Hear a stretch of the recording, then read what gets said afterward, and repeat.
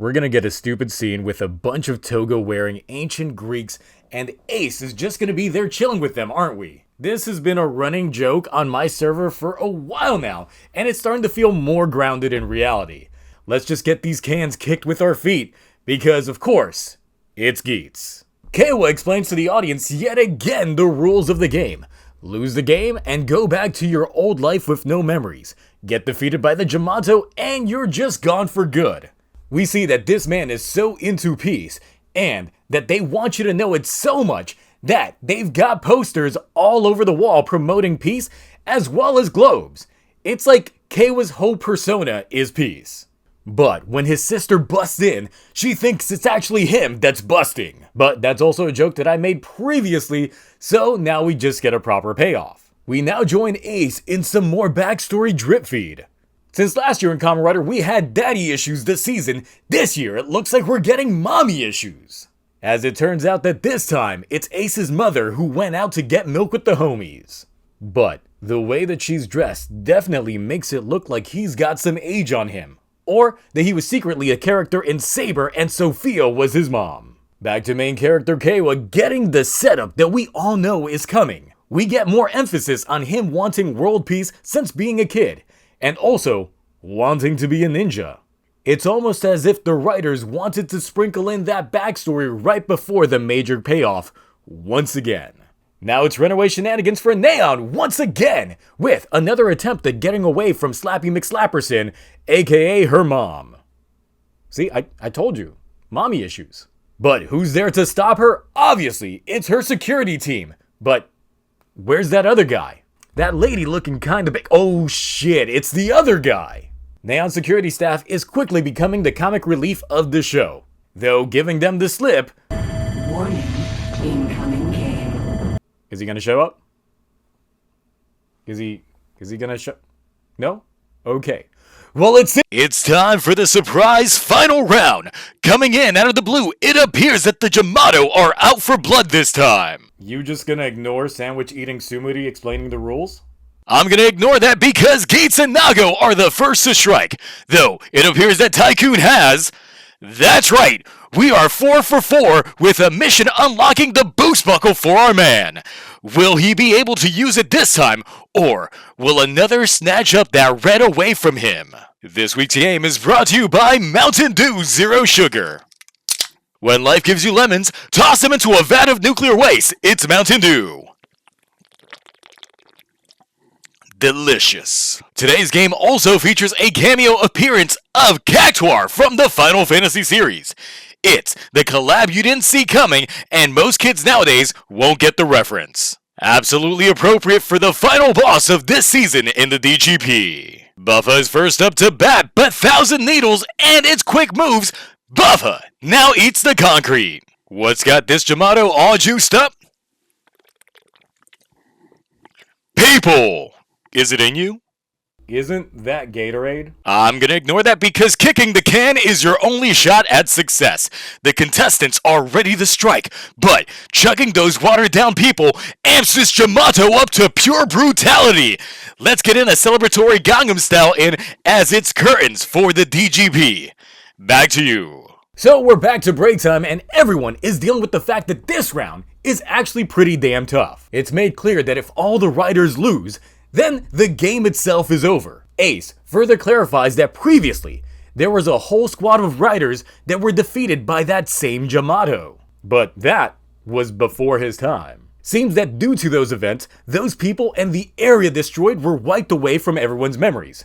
So, how does Ace remember? Well, he's been competing in the DGP for about 2,000 years now.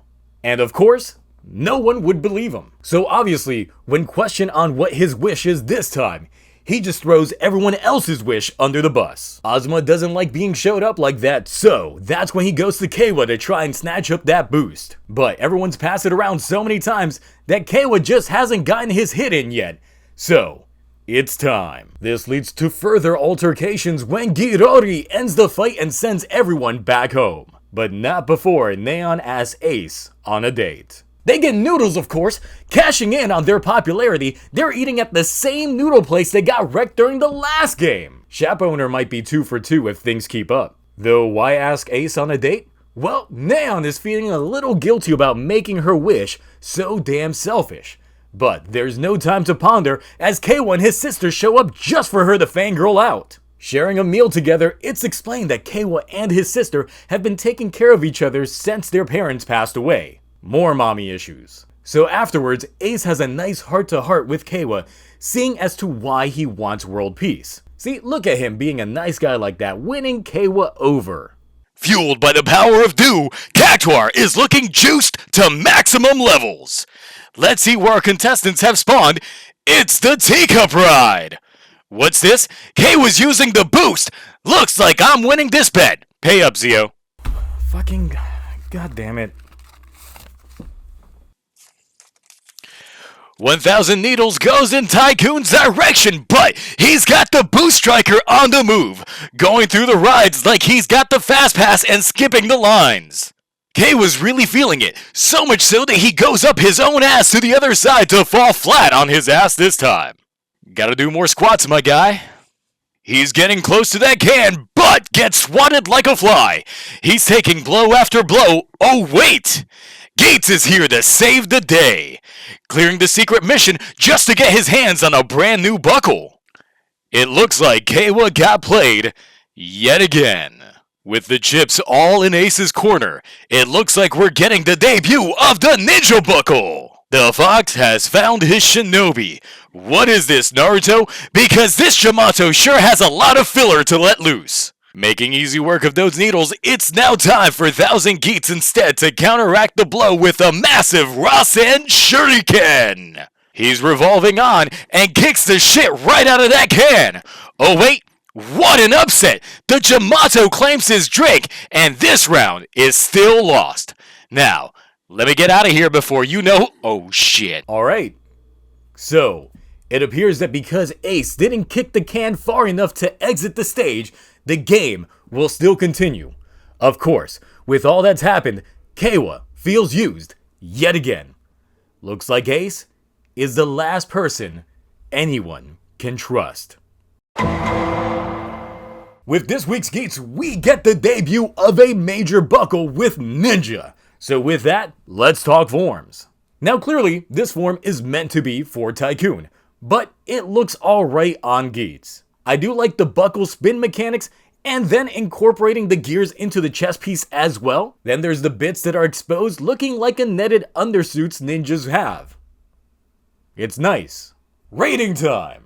We get a semi-clear look at how this finale is going, with some more tidbits regarding Ace. But is it all true?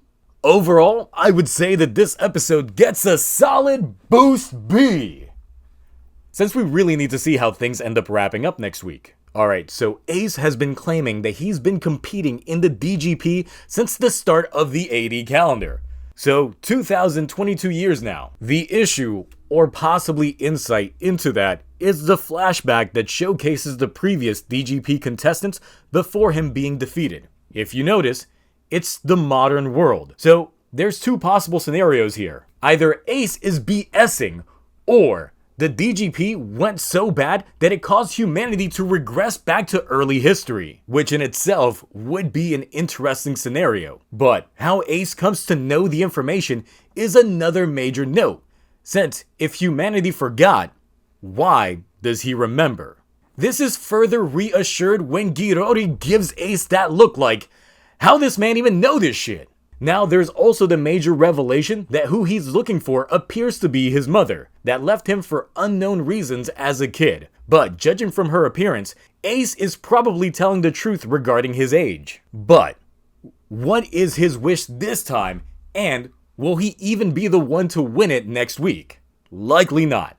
My current speculation is that I feel Keiwa will actually win the game and get his wish granted, or rather, not. As I feel that in order for Keiwa to grow as a character, he needs to be shown the reality of things. And to have the DGP go, yeah, no, we can't grant that wish, so here's a globe with some headphones on. Here's your world peace.